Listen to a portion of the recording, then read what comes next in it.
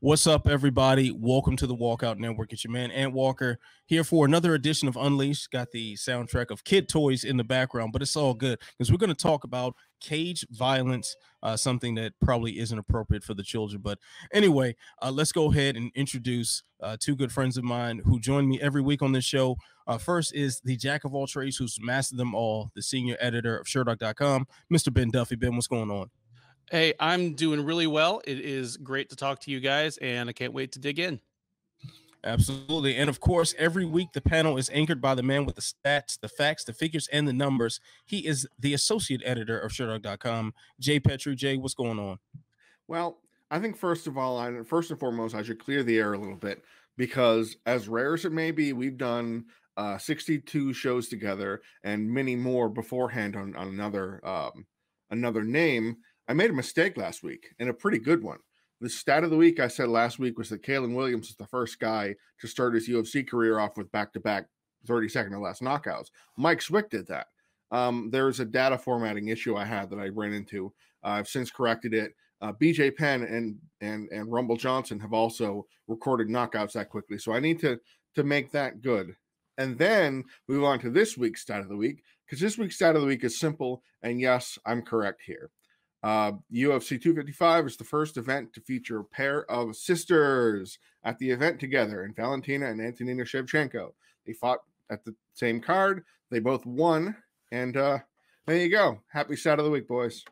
All right, so I would like to apologize to the half dozen or so people. I repeated Jay's stat from last week too, in an attempt to try to sound smart. Yeah. So if you're angry right now, at Jay Petrie on Twitter. All right. All right, I'd also like to share my stat of the week, and that's 0 for the amount of times I want to see the Shevchenko sisters do that stupid little dance thing at open workouts. Right, organized choreographed dance. Oh my God, it makes me sick.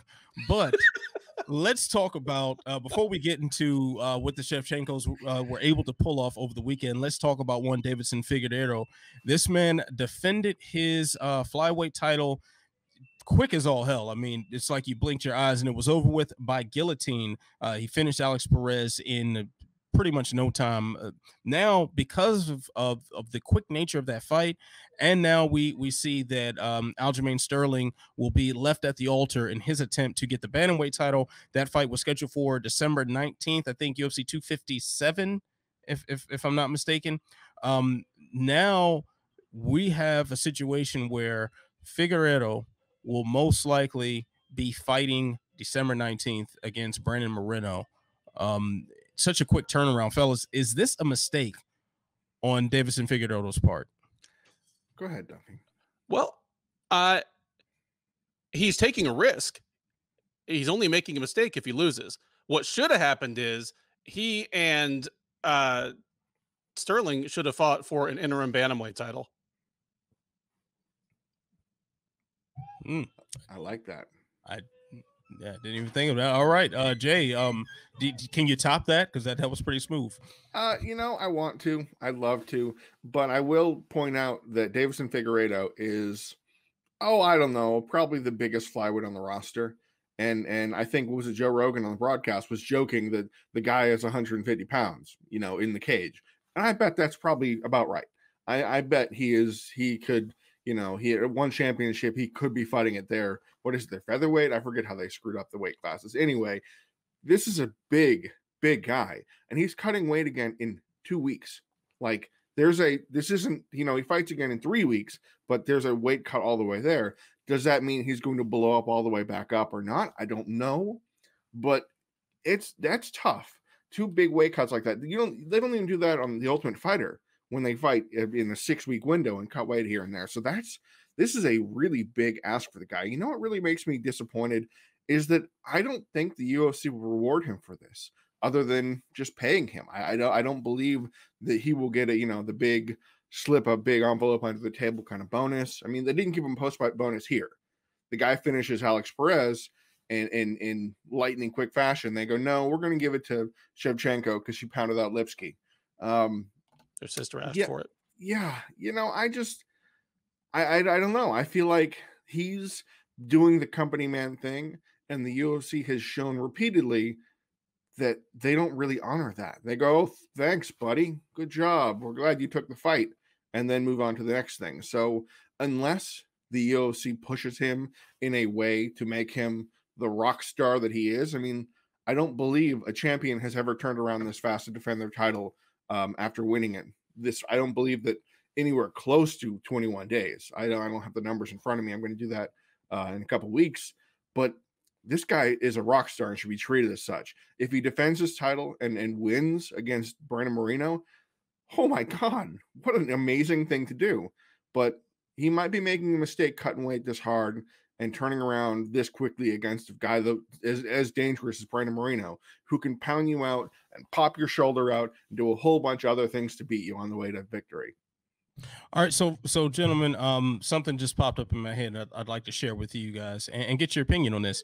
So he's obviously taking a big risk, as we said before. This is a huge risk to cut weight again, to see a dangerous opponent like Brandon Moreno, and to do this in such a quick time.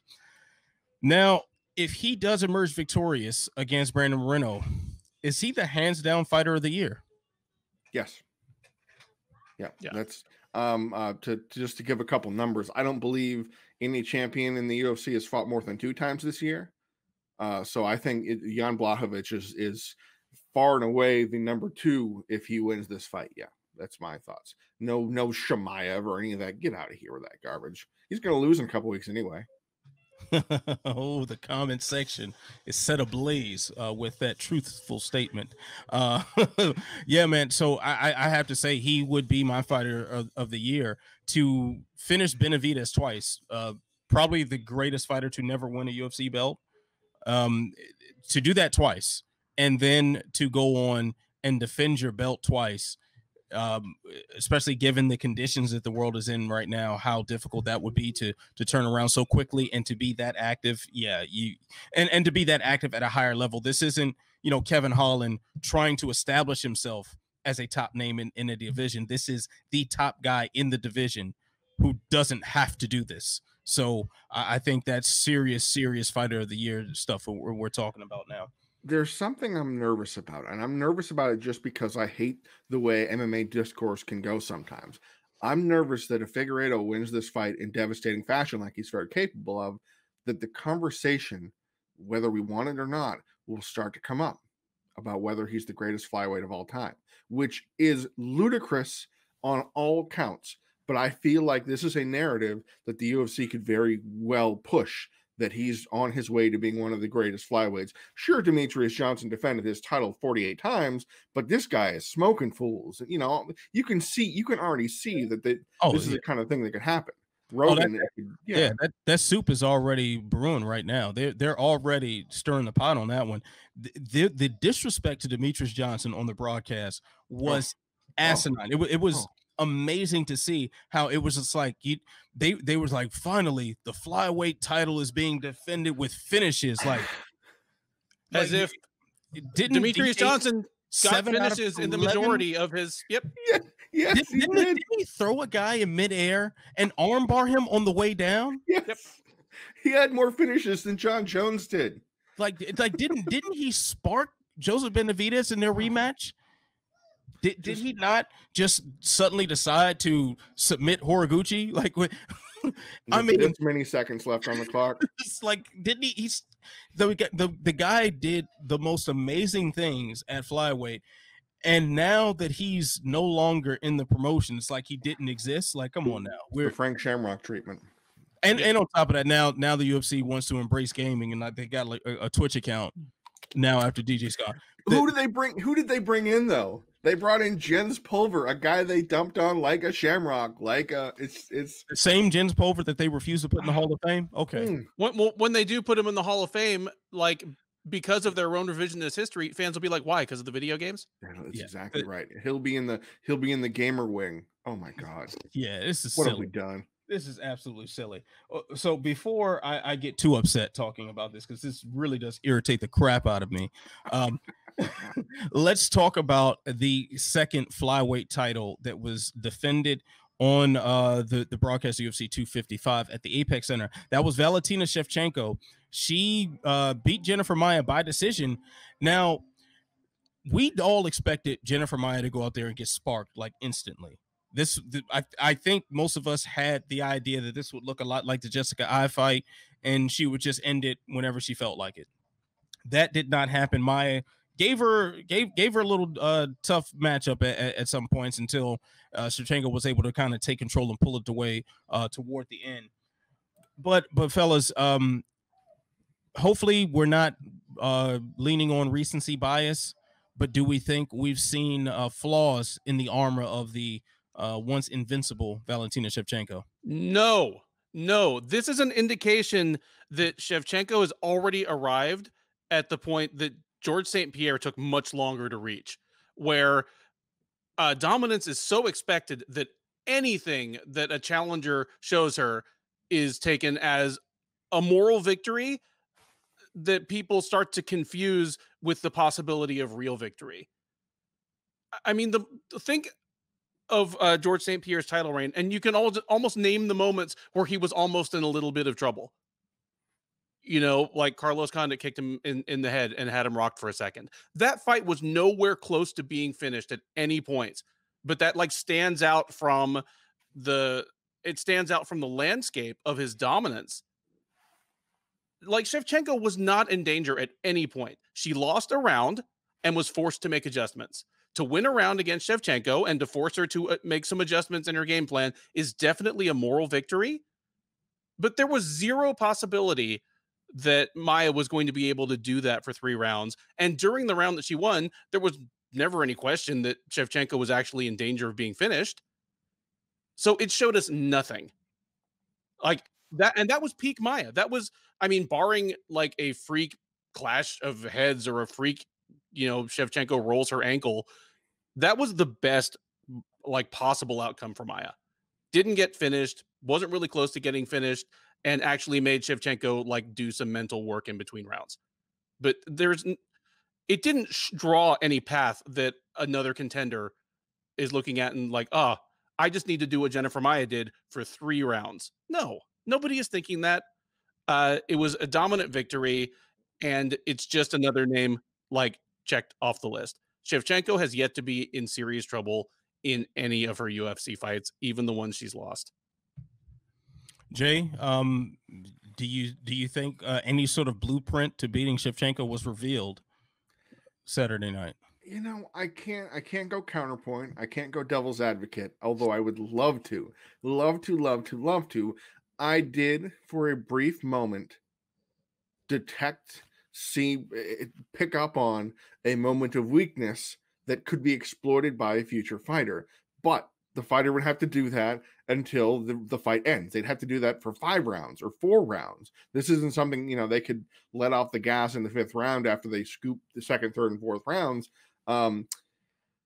It does a little bit make me feel not quite as willing to roll my eyes at a Lauren Murphy title fight, at a Jessica Andrade title fight, because I did see that Shevchenko could be overpowered for a time. I mean, Shevchenko made a masterful adjustment and stopped any of that from ever happening. Now, for the record, I did actually anticipate this, so I would go to the later rounds, maybe to the scorecards, because Jennifer Maia, for all her credits and detractors, she's strong. She is so strong and doesn't really get beat up that badly, even when she loses.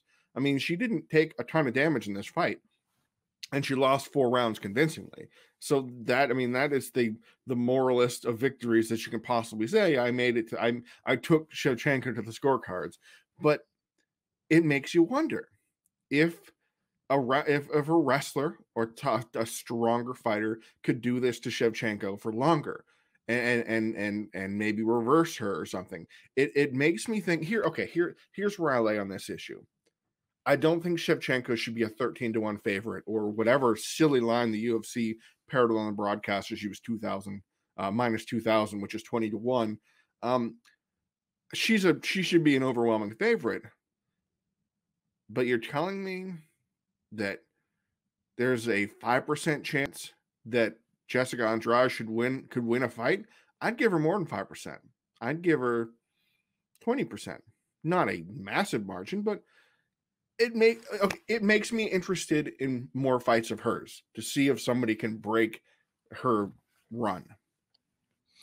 I think that's well said on both your parts. Like the way I looked at it, I just saw total dominance, and I saw a couple of moments where she didn't dominate, so everybody was freaking out. Yep. To me, it looked like Anderson Silva's fights against Talis Leites or Patrick Cote or something like that, where you got a guy who's clearly better than the person in front of them, and the person who isn't better is there a little bit longer than we anticipated. That's sort of the vibe I got.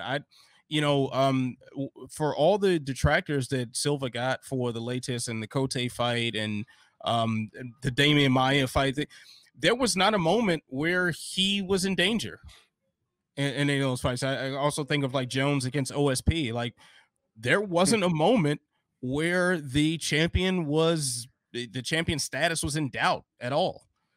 Didn't Jones lose a round in that fight? Wasn't there a 49-46? Possibly. My recollection of that fight might be a little different because I just remember Jones just completely dominating him and him just being a little bit slower. So everybody thought like, oh, he's losing it. Like, so that's kind of my memory of that fight. But I had the same vibe about Valentina Shevchenko in this one. Like she just didn't go out and kill her. So now she's losing it. Not quite, fam. Let's simmer that down. She's still, without a doubt, the best female flyweight in the world. Now, I will say that a Jessica Andrade fight might be slightly more intriguing to me now, but I was already very intrigued by that simply because Andrade has the power advantage over pretty much everybody. If she did not have this sort of performance against Jennifer Maia, say she went out and knocked her out in the first round, would you give Jessica Andrade any less of a chance? Does that make Jessica Andrade any less strong? I don't think so. That wouldn't make her weaker. Andrade is someone who has the strength advantage over anybody weighing between 115 and 135, just about. It makes me feel a little better about a Lauren Murphy fight, maybe, just because Murphy physically, structurally, in terms of their preferences in fighting is a little more similar to Maia, but I feel the same about the Andrade fight. If Andrade beats Shevchenko, it looks the same as I thought it would have a week ago. Yeah, so I think everybody needs to just simmer down. We'll see Shevchenko get challenged in the future. We will see that. It didn't happen Saturday. All right, so let's move along here. So we are going to move on to the next segment, and that is choose or perish. I'm going to give you guys two choices. You pick one or die.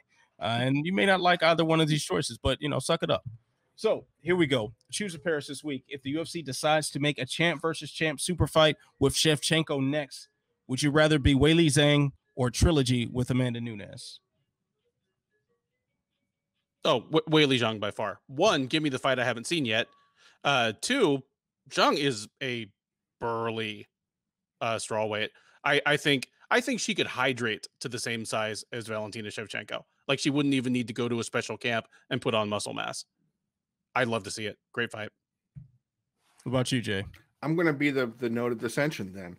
And this is weird to say because we've seen it twice.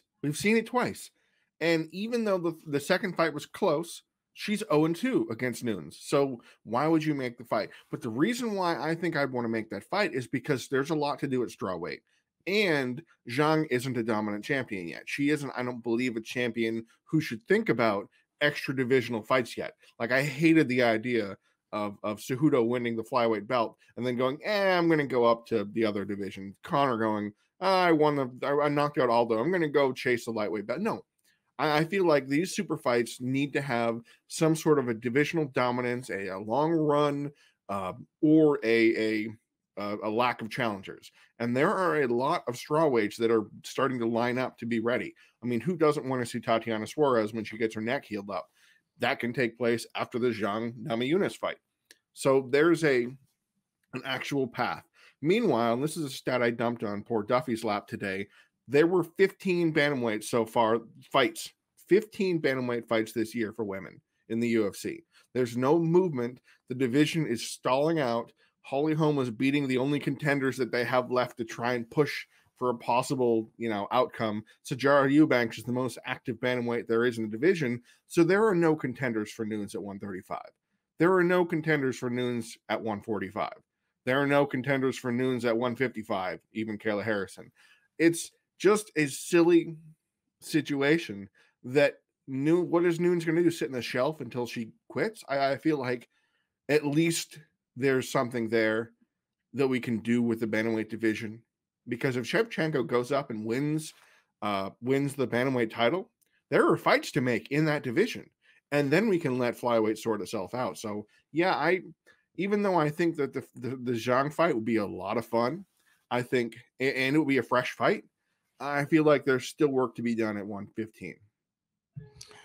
I mean, Jay, it's just no other. You're just wrong.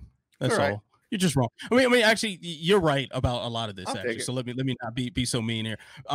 As far as the way we like to see super fights get made, that makes all the sense in the world. Because Nunes has no one essentially to fight. At least at 135, she does have Megan Anderson out there. However undeserving that title shot might be, that is a fresh matchup. So there's that at 145. But we've seen that fight twice, and that last time was one of the lowest rated pay-per-views of all time. Also was not exciting by any stretch of the imagination. It left no one wanting to see a third. I think a lot of the cries to see a trilogy match between them is because they don't remember how the second one went. They just blocked it out of their minds. Yeah. We don't want to see this again. Now, while Weili Zhang has a lot of work left to do with the strawweight division, that matchup itself sounds a lot more exciting. It sounds even like a fairer fight, because Weili Zhang being a big strawweight, someone who is known for physicality, someone who's known for power. We'll see if that physicality translates 10 pounds up. That sounds like a much more intriguing thing to witness than to see, Shevchenko try to outspeed Nunes and it not work, and they just stalled and stared at each other for 25 minutes. I don't need to see that again. That being said, I don't need to see Weili Zhang move up in weight either. So I want to see her handle business at strawweight, and whatever the flyweights do is the flyweights business. Weili Zhang has business at 115. So I like to see her get to that. And Shevchenko can continue trying to establish herself as one of the most dominant champions in the UFC, and that just line them up, and that fight will present itself when the time is right. So let's not rush it. All right, so there was a legend on this card who didn't quite put on the most legendary performance, and I don't think it was much of a shock to anybody to see Mauricio Shogun Rua, the former UFC champion, Pride Grand Prix champion as well, to see him tap to strikes versus Paul Craig. Now, there was retirement talk after this fight. Is it time for Shogun to put the gloves down in the center of the cage and walk away, gentlemen? He's 39 in 2 days, and that hurts to say just as much as the loss that happened this weekend. And I don't like to root for or against fighters, just, as a kind of a point of professional pride. I'll have my little feeling here and there. Yeah, go some fighter. Yeah, go Tim Means. We know what's going to happen. But Shogun Rua losing in that manner after that performance, when he is on a not terrible run. I mean, he had lost once in the span of like 5 years, and it was to Anthony Smith, who walked him down and elbowed him in the face like a Matt Damon movie. So, he didn't look totally deflated yet. And then he fought Paul Craig again, and then all the wheels fell off. Everything fell off, and it was like, oh, that every fighter has that fight where they go, okay, all right, I've seen what you can do. Thank you for the memories. It's not going to get better. It's going to get uglier. You're going to lose to worse names. It's going to make everybody sad. You may pick up a couple more bucks, but you don't really need to fight Uriah Hall this time. You don't need to take on this next thing. It's not good for anybody. BJ Penn, don't fight Ryan Hall. Don't do the heel hook. Just go home. We'll be okay. You got your machete at home. Do your thing. So this was that fight that really made me go, yeah, that's it. And it's kind of the end of an era, because for all the memories that he has and all of us that think of Shogun as a pride fighter, he has way more UFC fights than pride fights by a comical margin. 13 years in the UFC to what? 4 years in pride. So his short but memorable run did one big thing. It made me, it didn't introduce me to, but it brought me to love soccer kicks and stomps, and made me need those stomps, especially. I mean, you can, we see soccer kicks now in Ryzen. Yusuke Yachi gets kicked in the face, or Kaya Sakura boots somebody's head across into the stands. But the stomps that Shogun did, I mean, taking out Kanehara, Cyril Diabat, it added a new dimension to fighting that I didn't know I needed until he introduced it. And there were 4 other stomp knockouts in the pride. So it wasn't just him, but it was that kind of violence and intensity where the only fight he lost as a pride fighter was when his arm went, I'm not doing this anymore, and bailed on him when he fought a heavyweight, not quite prime, but super macho man Mark Coleman, and his arm went, I'm out. So, thanks for the fish. It's been fun, but yeah, I'm good here on the Shogun tale. Ben, how will you remember Shogun Rua's? I mean, I've ranted on our show before about how, despite his indelible glory days being winning the 2005 Grand Prix, you could cut off his career at the loss to Forrest Griffin in his UFC debut, where many people, myself included, went, that's a wrap. Like, he's never going to be a factor again. His knees have betrayed him at age 25. And I was, thanks for the memories. Thanks for the fish. Like, Jay is now, 13 years later. But you could take just his career after that loss, and he might still be one of the 15 or 20 greatest light heavyweights of all time. Like, the guy has reinvented himself in a way that's just was unexpected and remarkable and admirable, and did it again after John Jones inaugurated the John Jones era by making Shogun tap the mat. Figured that's a wrap. He'll never be a factor in this division again. And he stayed a factor in the division for another 9 years. I don't need any more memories from Shogun, because any that he gives me from here on out are going to be depressing.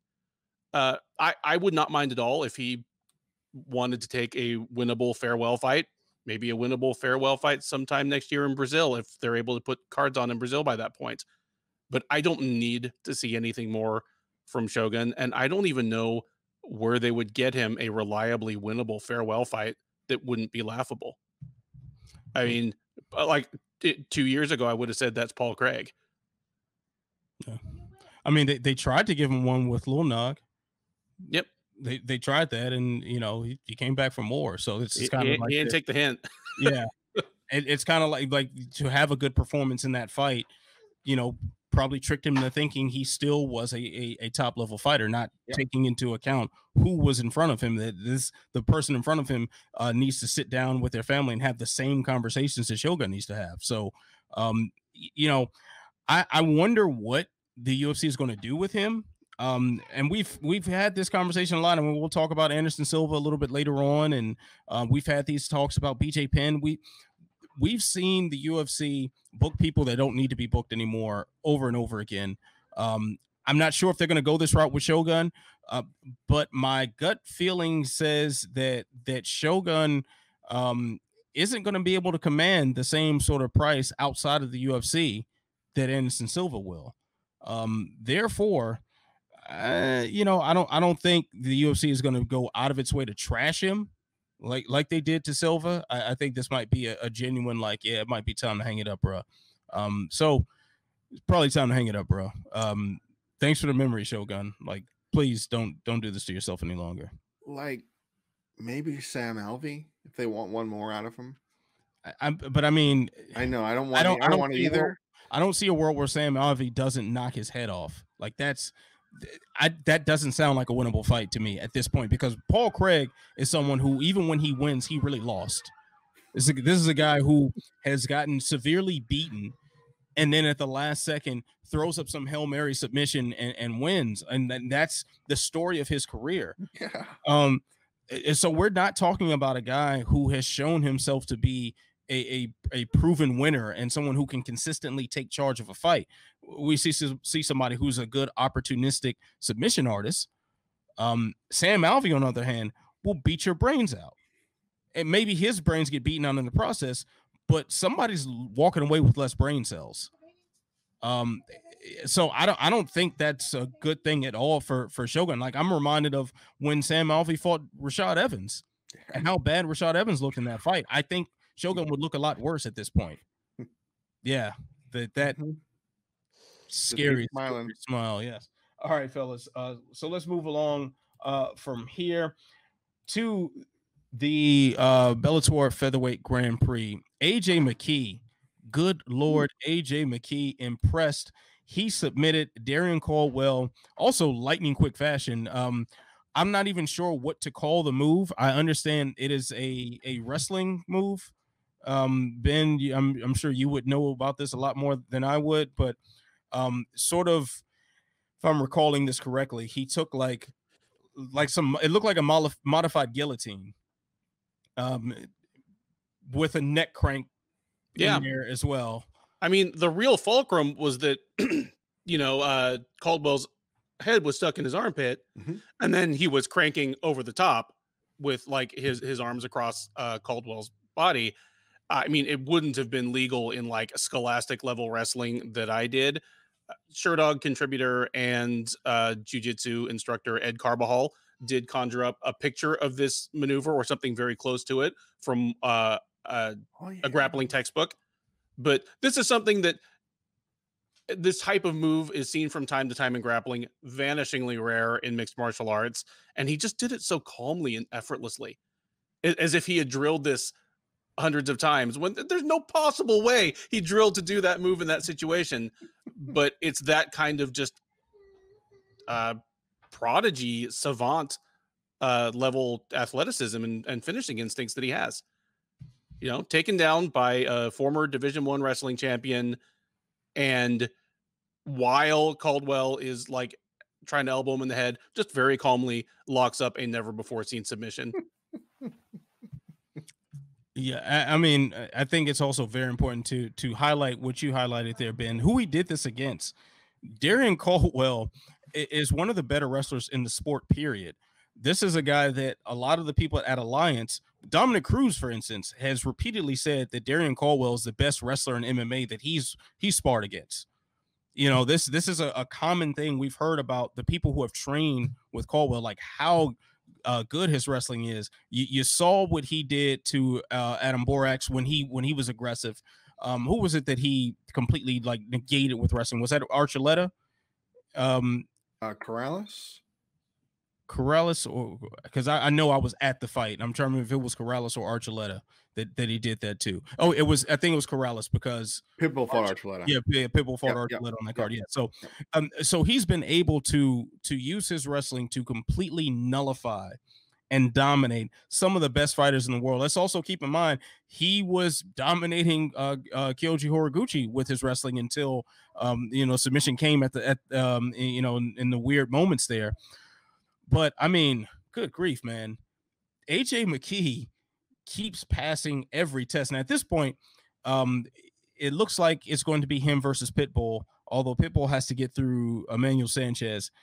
Do the MMA gods just let us have what we want, or will Sanchez all of a sudden, morph into like the new Liu Kang and dragon punch Pitbull and kind of spoil what we really want to see here?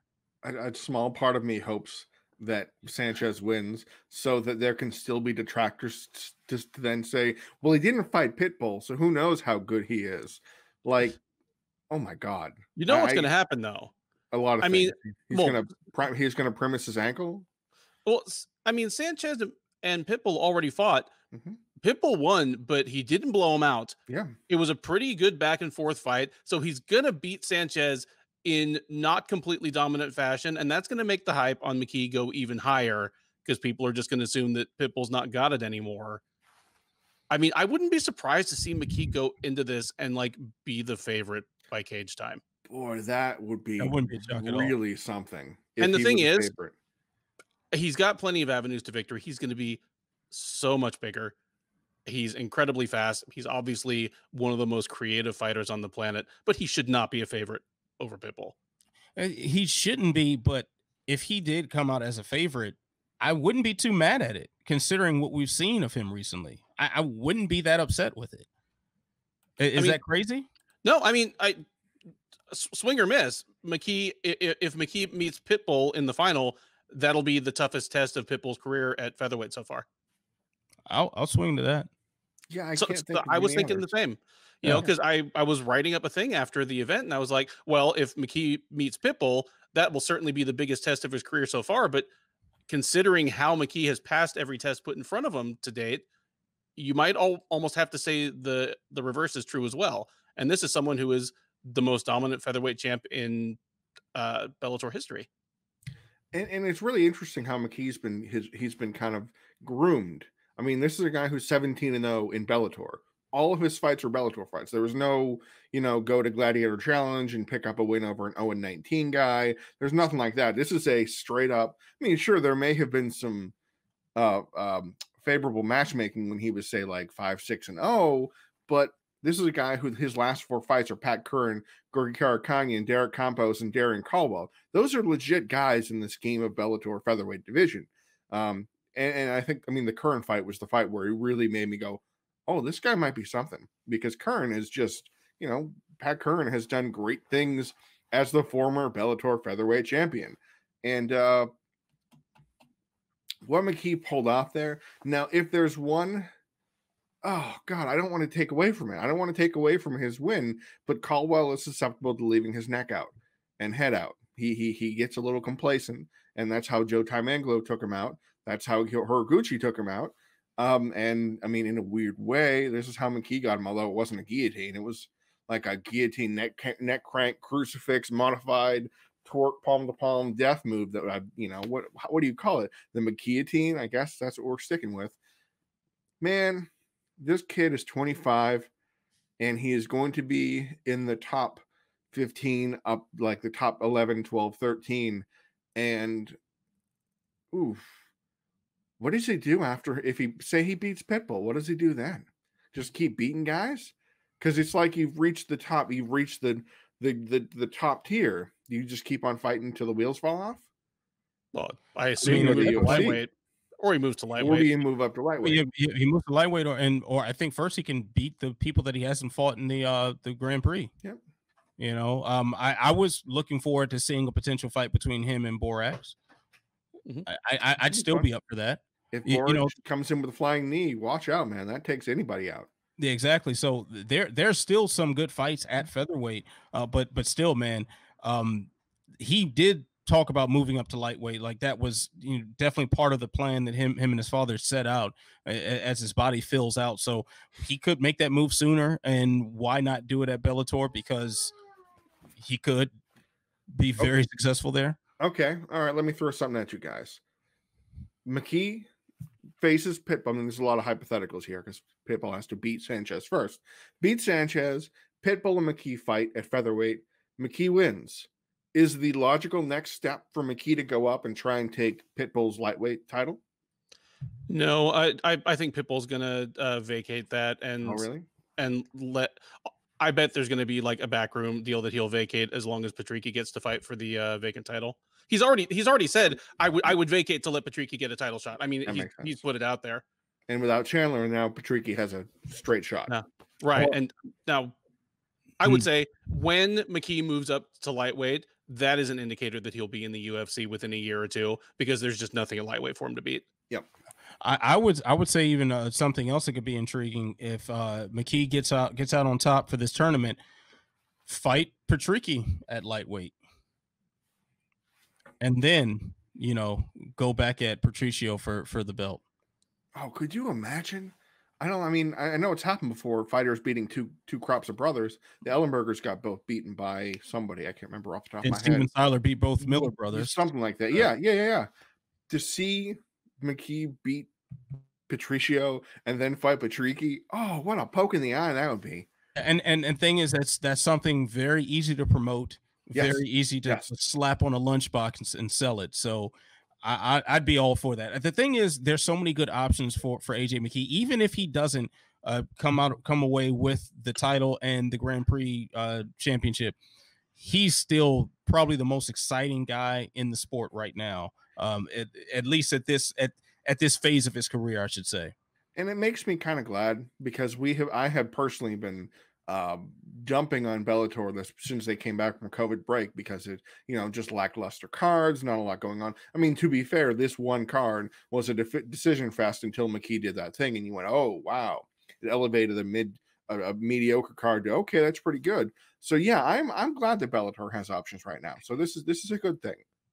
Very good. So let's go ahead and move along to the greatest title segment in all of media. That is, I'm Not Surprised, Mr. Falcons. This is where we share something that surprised us or ironically did not over the last week or so since it's been we've had one of these discussions. So Ben, I will begin with you. We've got a lot to choose from the UFC, Bellator, LFA, Fight Circus, Invicta, Ryzen. I mean, everybody, I think One Championship had a card too. Everybody was fighting this weekend. So there's a lot to choose from, including just the regular knucklehead things that just happen every day in the sport. So Ben, please share your I'm Not Surprised, Mr. Falcons moment this week. Well, with an introduction like that, how can I talk about anything else but the most regular knucklehead in mixed martial arts? Mike Perry was busy this past week. He appeared at UFC 255 in a almost welterweight matchup with Tim the Dirty Bird Means. Now, a week out from the fight, he was posting on social media, kind of taunting and poking at Means. Hey, how's your weight cut going? Posting those things while like he was picking out on cheeseburgers. This week, or this past week of fight week, as he began to realize that he perhaps was not going to make weight himself, the tone of his social media posts changed entirely, and he had a little bit of I would call it a moment of clarity, given that he admittedly has a drinking problem, where he let out a fairly heartfelt string of tweets where he was like, I think the people criticizing me, they've never had to cut weight in their life. I've really felt I was dying. Maybe I don't have it anymore. Maybe I should just hang it up. Now, all that self-examination was gone by actual weigh-ins time, and he did the dab on the scale while missing weight by 4.5 pounds. Went in for his matchup with Means, won the first round, looked good, had Means in danger on the ground. Ironically, for a guy who is known as a knockout artist, his offensive wrestling and top game have always kind of been his secret weapons. Means came back around, won the second and third rounds in uncontroversial fashion to win the decision. I'm trying to grasp at what really surprises or doesn't surprise me about this, but it's ironic and perfect and poetic that this was Means. Tim Means, in his post-fight interview, said, "Thank you, Mike Perry, for the $27,000. Incidentally, a guy in Perry who one of the main reasons he fired his corners and coaches was he was tired of giving them 15% of his purses, gave up 30% of his purse. That buys a lot of nutritionist time." But Means didn't have much to say about Perry. All he really talked about was himself, how good a place he's in personally and professionally, some of his modest and realistic goals for the remainder of his UFC career, how happy he is to have custody of his kids and kind of be past a lot of the drama that characterized his earlier life. This is why it's so perfect. Means is a guy who was a self-confessed addict, first of painkillers and morphine, then just of meth, the state fruit of New Mexico, and spent 3 years in prison. And now he is a man who is an apparently clean, sober, and happy family man, has custody of his kids, is a 23-fight UFC veteran. Perry could do a lot worse than look at this man and take some notes if he wants to be any of those things in 5 or 8 years.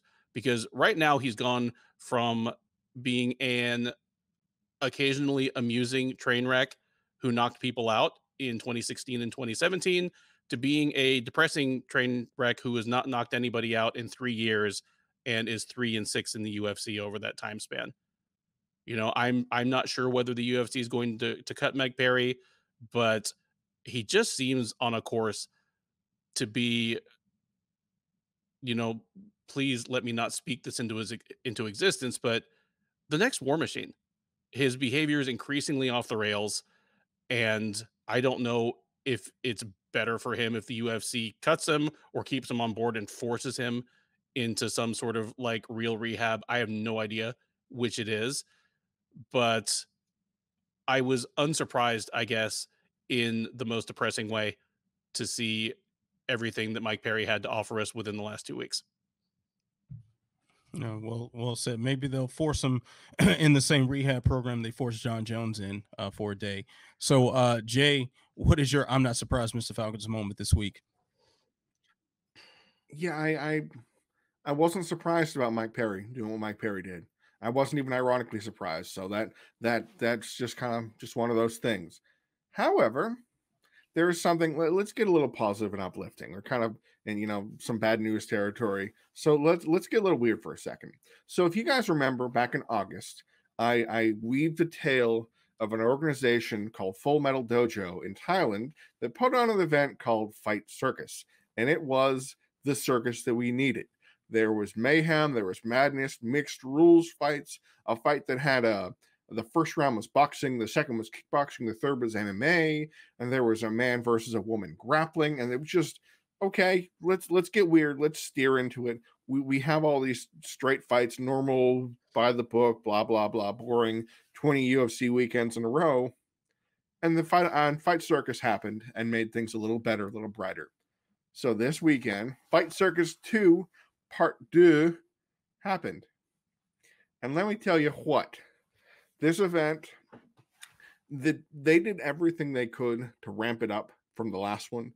And I feel like they succeeded because the first event had a 2-on-1 fight. It was a middleweight against 120-pound guys. And one of them was like a b-boy dancer. So this wasn't a professional fighter by any degree. And they beat the brakes off of the 185-pound guy twice. Yes, that's right. They ended the fight, waved it off, it's over, choked out, or whatever. You want to see an encore? They fought again, and they beat the crap out of him again. Okay. So Fight Circus 2 took those two guys and had them fight a bigger guy. And they beat the crap out of that bigger guy.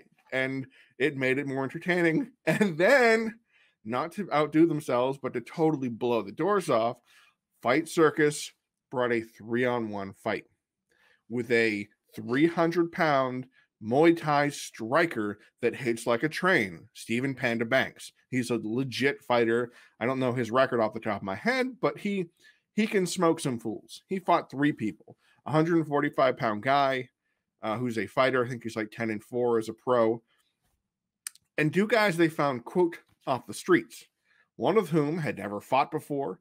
I don't remember their names. They had silly fake names, obviously. So these 3 guys proceeded to fight and have a shockingly entertaining fight. You would think that 3 guys would just kind of brawl and just smear this other guy. No. This 300-pound guy banged. He the rules modified so that 2 fighters came in, and then after a certain time passed, the third entered the ring to fight.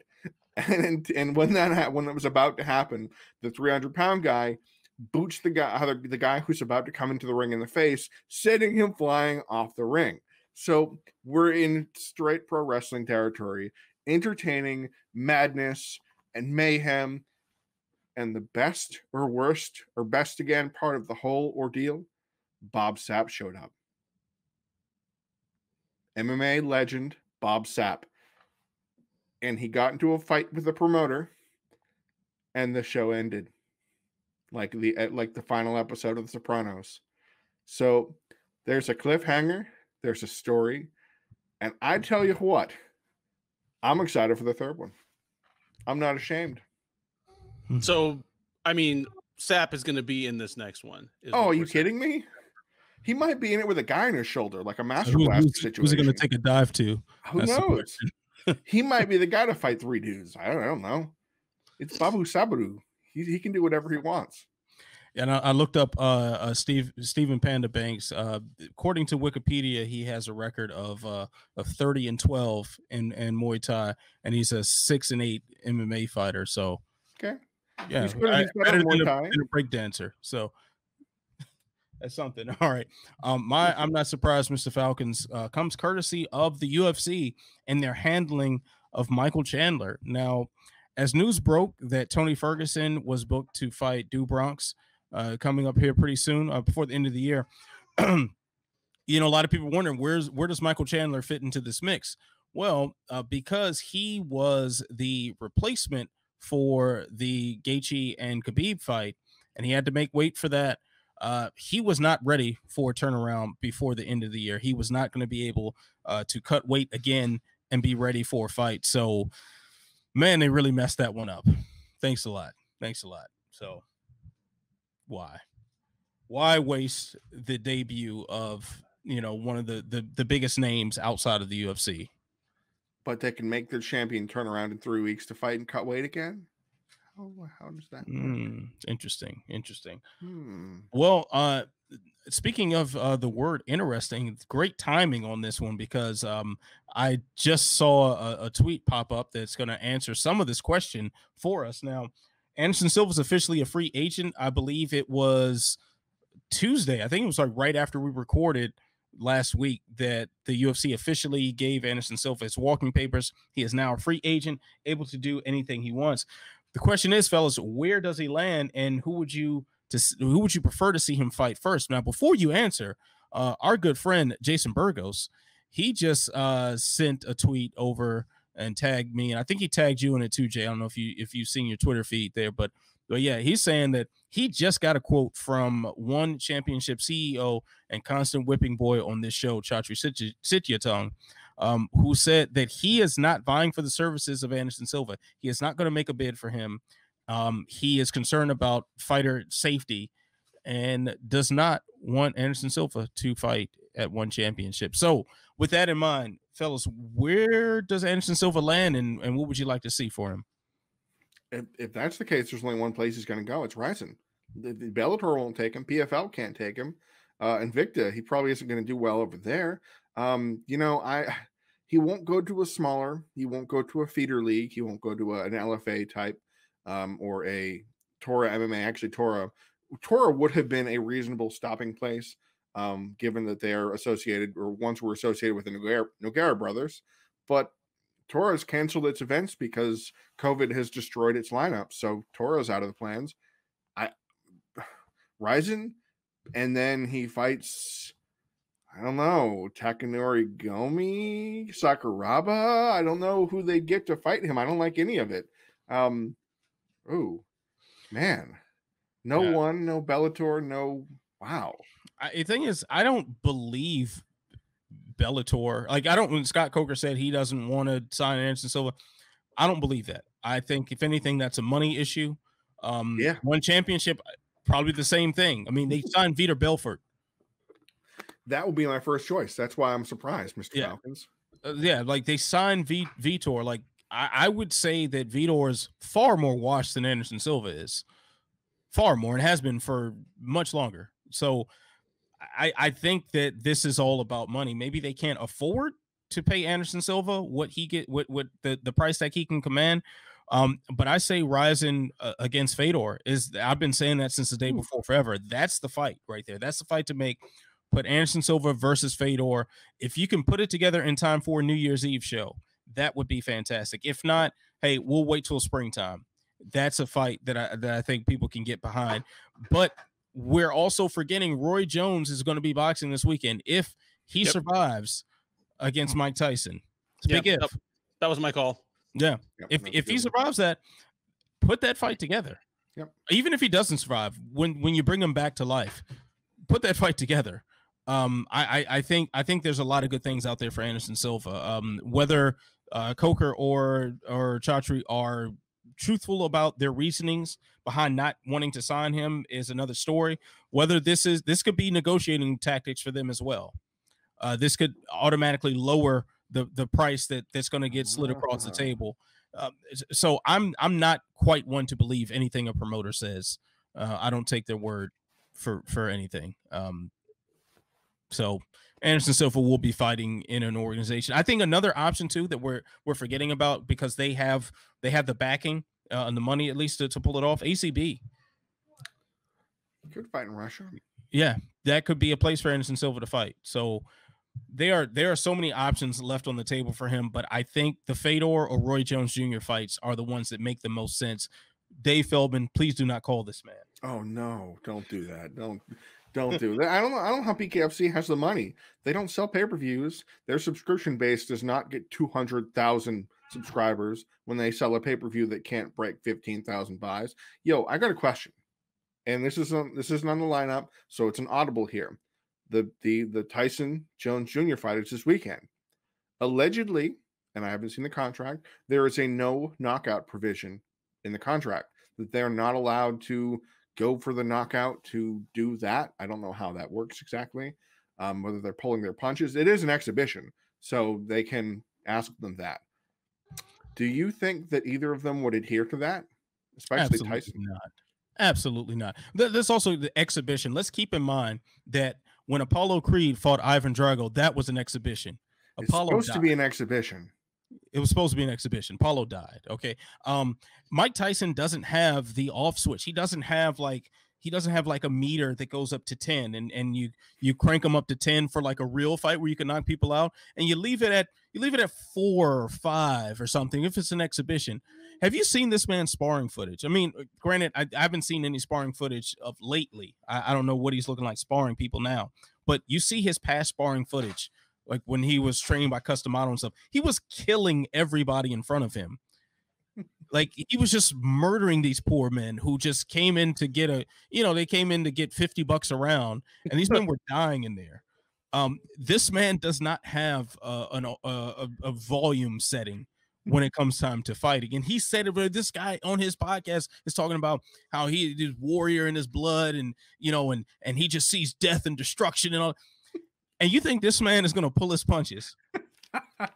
And they think, and this is the funniest part about this whole rule to me, like, oh, no knockouts are banned. If Tyson knocks out Roy Jones, knocks his head off into the rafters of the Staples Center, and Roy Jones is just lifeless corpse is just laying there, are they going to disqualify Tyson and now Roy Jones is the winner? is that how this works? It'll be an exhibition. That would be an interesting way to win a fight. I'll tell you that one. That would be a hell of a way to win a fight. This is absolute buffoonery. The California Athletic Commission, I think this was just an idea for them to try to skirt around any responsibility for booking two guys who are in their mid-50s to fight each other. Yep. It's like you allow it to happen and you accept the consequences, let the guys just fight, or you don't allow it and leave it at that. I mean, apparently they haven't learned their lesson from Chuck Tito 3. Well, do you remember the old UFC? I forget which card it was. Where it was in Buffalo, was in Wyoming, where the commission would not allow them to throw closed-handed strikes. And so Big John was like, "What am I supposed to do? They're fighting." And they did, and the fighters did, and they were like, "Hey, knock it off, you." Yeah. They still punch each other relentlessly. It's one of those things that you can't enforce. Like, and if you do enforce it, it just makes it even sillier. Just imagine them declaring Roy Jones the winner as he's sleeping on the canvas. And what's the ref going to kneel down and hold his limp arm up, smelling salts? Yeah, like, you can wake them up to accept the little dummy belt that they're going to give the winner of this. Is stupid. It's a fight. It's okay. It's a fight. All right. Tyson doesn't even know how to hit the blunt gently, and he's been boxing longer. As someone who has stood in the same room, like, I've had Mike Tyson blowing weed smoke in my face, a lot of weed smoke. I interviewed that man for maybe 10 minutes, and I got high as a kite in that time. Okay, he almost knocked you out without even boxing. Yeah. I mean, the guy was blowing the dankest of dank in my face the entire time. Okay, this guy does not have any sort of modulator. He just does him. All the knobs are broken off. Oh yeah, he ripped him off a long time ago. Yeah. I don't think he was manufactured with knobs. The guy you just put the battery in and he's just there. Yeah, this is crazy. But I'll be watching. I decided not to be in the arena for this one. So I'll be watching this from the comfort of my own home. But anyway, all right. Sorry, one more quick question. It's an 8-round fight. How long does it last? I give it 4 rounds. I give it 3. I'm right there, 3 or 4. Like, yeah. To give them a little bit of a show, because it will be too obvious if they just go out and start completely headhunting each other in the first 40 seconds. You know, give the people a little dance. Yeah. You know, I mean, even Drago didn't kill a man until the second round. That is true. Drago let him live for a little bit there. Yeah. All right, fellas. So let's move on to the speed bag before we wrap things up here. So I'm going to give you 10 seconds to answer all these questions. And then, of course, the clock will adjust for me to do my thing. But, Ben, I'm going to start with you. Tony Ferguson versus Charles Oliveira. Definitely a fight. A lot of people are heavily anticipating. Is this the fight you would have made? Yes. Ferguson needs to prove he isn't washed. The Bronx has earned a big name. I like this fight a lot. All right. And the bell rings. Jay, what do you say? No, I wanted to see Tony Ferguson fight another fighter coming off a loss, like a Dan Hooker. 7-fight win streak, 1-fight losing streak. I don't know. All right. Cool. Okay, fellas. So next question. Should Kayla Harrison consider a future at featherweight, Jay? I mean, relatively speaking, there's more money at featherweight, and then there's a UFC future. But maybe the money and the $1 million at PFL, she should just keep that rolling. Ben? It's the only future. There's literally no future at lightweight. It's like a super heavyweight man. Like, you have to drop to 265 if you want a career. All right. Now, last question, Ben. This one will start off with you. Were you glad to hear Joe Rogan back on the call after many months away? Ooh. Yeah, because I had not heard anybody call Herb Dean the best in the business for like 5 years. So it was nice to have his trash ass old takes back. Jay? You know, I almost didn't realize he had been gone that long. And that's surprising to me. But I'm okay with him fading away.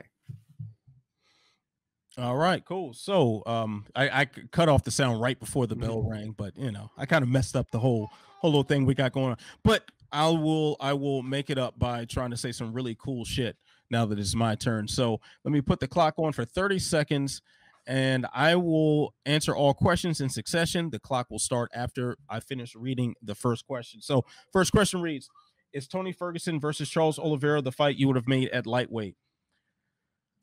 Oh, wow. Did I actually don't, the bell actually didn't start. So let me go ahead and yeah.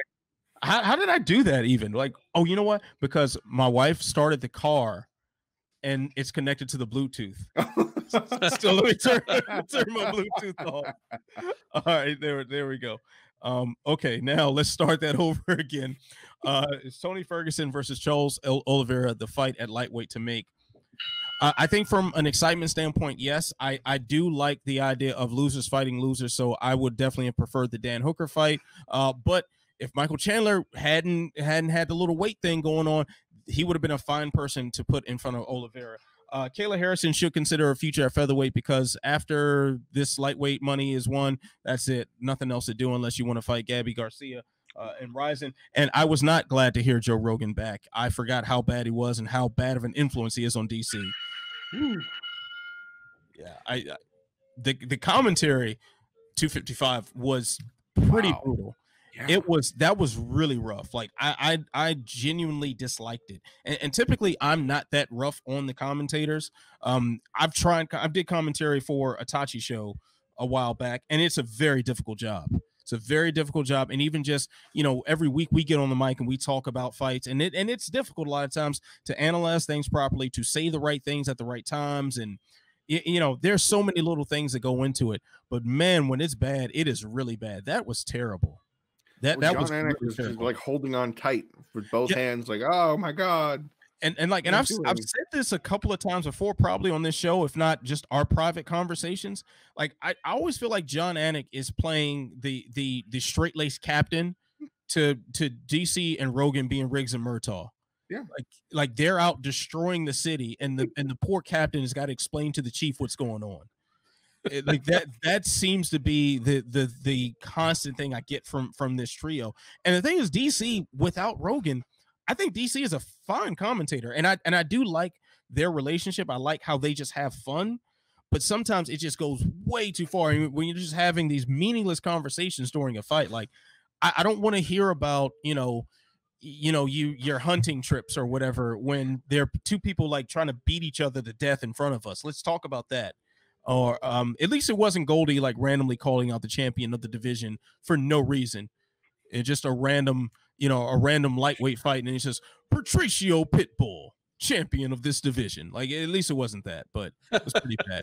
Is watching on quietly. Yeah, watching from home. Yeah. Right.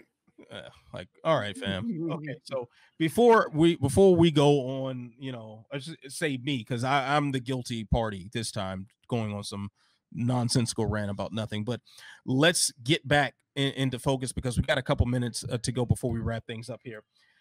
The UFC is not letting Thanksgiving get in the way of throwing them hands and making some cash. Curtis Blaydes and Derek Lewis will be in the main event this weekend.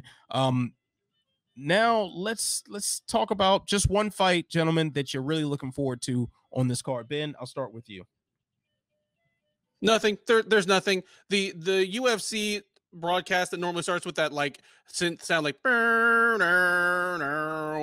it should just be the sound of a shop vac this time. This is the UFC like cleaning the ledgers at the end of the year. There's a 7-fight preliminary card here, 14 fighters, 10 of them are coming off a loss. So there's a lot of pink slip derbies here. I will say that there are a couple people coming off a loss, both on the main and preliminary card that I still kind of believe in, and I'm interested to see them bounce back. Jalga Jamagulov, Sean Woodson. But for the most part, this is super, super expendable. Like Rachel Ostovich versus Gina Mazzani. The only interest there is that they're from Hawaii and Alaska. Maybe whoever loses their state has to leave the union. Yeah, I can't argue with that, Jay. Anything that you want to highlight or trash on this card? As a matter of fact, there is something I'd like to highlight. Josh Parisian's finally getting a UFC shot after 2 tries in the Contender Series, after a whole season of The Ultimate Fighter, after a whole bunch of really comically destructive knockouts in the regional circuit along the way. And doing what he needed to do, he's finally getting a shot in the UFC. This guy has jumped through more hoops than pretty much any other fighter, which is shocking for a heavyweight with knockout power. How is this guy that has like a 92% finish rate with, he's only gone the distance 1 or 2 times. The UFC doesn't go, I want that, but they'll sign a 3-0 Kiwi. What is going on here? I don't know what he did to somebody, or what he if he besmirched Dana one time, but it felt like one of those, it's personal that Parisian isn't in the UFC. And they're almost making up for it now by giving him Parker Porter, because Parker Porter, hey man, I've watched a lot of CES over the years. I've watched pretty much every Bellator the last, I don't know, almost 10 years now. We're coming up on that mark now. So I've seen Parker Porter fight before. And all I can say is that every one of his fights is a slot fest, win or lose, and that's fine. But, God, I feel mean saying this, but he's not a UFC-level fighter at any regard, in any degree, period, the end. Bellator prelims is probably where he should be on. Meanwhile, he's on a UFC card against a guy that should have been in the UFC a long time ago. And the MMA gods hate us. So Parker Porter is going to get the knockout, and we're going to be like, "Oh, come on, what is happening here?" No, but I am excited to see the Parisian fight. Oh, and this is going to be like his payoff for all that waiting, because when he ices Parker Porter with a spinning back fist, his pants will not fall off. Like on the Contender Series, his pants fell off because like they're these shitty one-size-fits-most B stock fight kit things. So like he's finally going to get like the real Reebok shorts, and like a single tear is going to come down his cheek. Like I am really. I mean, like, I don't think he necessarily can make the waves up the division. I've seen him get his arm ripped off by Brett Martin. I mean, Brett Martin's a big, strong guy, but he lost to Tony Lopez. So how far can he go? I don't know. But heck, it's heavyweight. He's right now, before fighting in the UFC, he's 3 wins away from a title shot. So let's get weird. Yeah, there's not a whole lot to like about this card. I will say Miguel Beza, I'd be interested in seeing what he's able to accomplish. Surprised he's not in jail after what he did to Matt Brown. And then, I mean, anytime you see Spike Carlisle, you know something really chaotic is going to happen. So, like, Altoona, like hopefully, Instagram page. Yeah. Wow. Right? Yeah. Hey, no, you don't apologize to me. He's the one saying the dumb shit. So, hey, man. So I mean, the main event, of course, is, and that's one of the better heavyweight fights you can put on right now. The co-main, also a very important fight for the future of the light heavyweight division. But aside from that, this is very, very skippable material. Just because I said that, watch it all be amazing knockouts, and then Dana's going to get on the podium with his chest all poked out. I was like, I told you, those goofs in the media. Yep. You know, they're trashing this card. Yeah, you never know. And John Kavanaugh's going to burn all of us for it. Kavanaugh's putting hits out on us for the things we're saying about this card.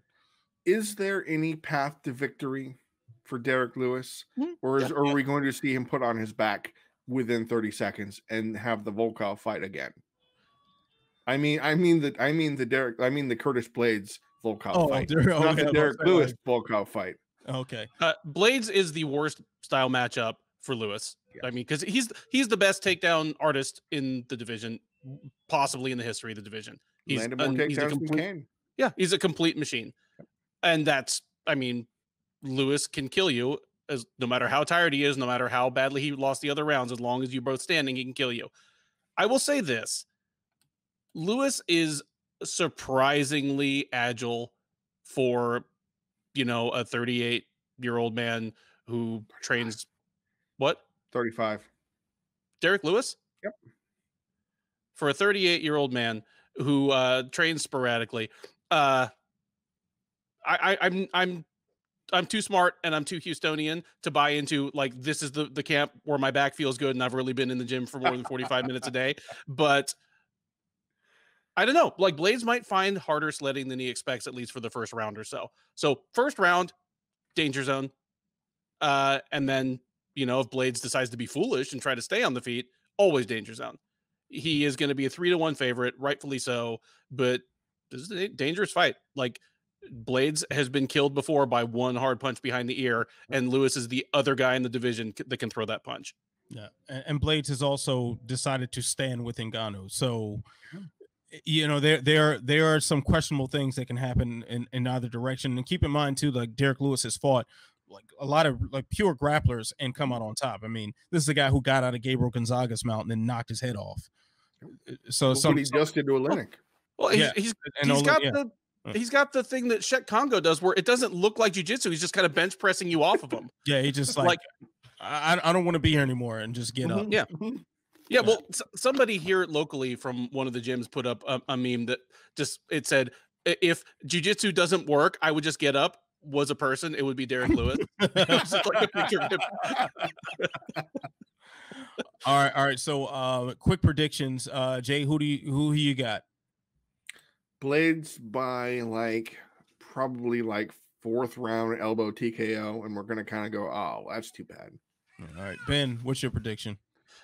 I predict the exact same thing, but in the SureDog staff pick'em, of course, I will have Derek Lewis by 1st round knockout.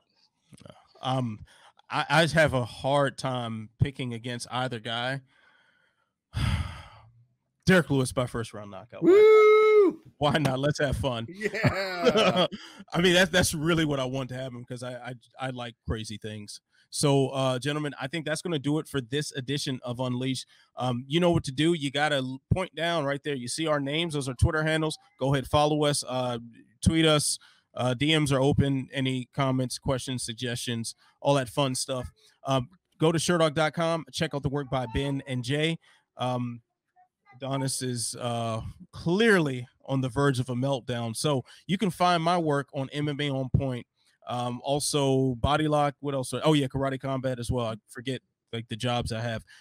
But anyway, like, subscribe, share, tell a friend to tell a friend, tell that friend to tell 10 more friends. Okay, buddy. Daddy's almost done. So stay beautiful, stay positive. Stay prepared to take care of your son when your wife has to leave out the door while you're recording a podcast. And through it all, you must stay sexy. I'll see you when I see you. Peace.